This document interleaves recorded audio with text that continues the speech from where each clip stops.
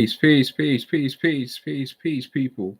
Brother James, House of Healing Light, a higher frequency school of energy being. And I'm excited. I'm excited. Coming Thursday, November 8th, 8:30 p.m. We're doing our Abundance Circle class. And I'm excited because I was watching the People's Podcast and Dr. Iman Ali said something that really resonated with me. And she said that, if you want to do something, if you're trying to accomplish something, then you need to get on the frequency of that thing. That's paraphrasing.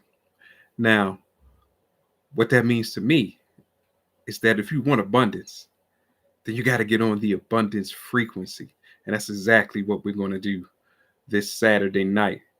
Now, I know you probably have other things you want to do, but I think in these situations and these times, we got to dedicate ourselves to taking on building our abundance. I think that has a little higher priority than, maybe going to the movies or what have you, because we're going to have the opportunity to have 6 to 8 different types of energy that help lead to and help us with abundance.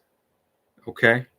I'm talking about some energy that deals with the mindset, deals with your mentality, some energy that deals specifically with prosperity and abundance, some energy that can help you with your emotional situations that may be hindering you, some energies that may just push you across that threshold. We ready to take that chance. You're ready to make that move and without any more delay. So just had to come on and tell you I'm excited. Let's get on this frequency, people. Let's get on this frequency so that we can get done what needs to be done. All right. So that we can now change the frequency that we're on, and we can change the frequency of our realities. That's right.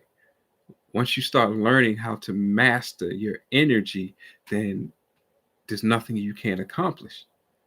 Okay? Because everything is based in energy. So if you can master energy, then you can master everything else. But you got to remember, you got to put the work in. You got to get your mind right. You got to achieve the unlimited abundance mindset. And we're going to talk about that too. We're going to get into that.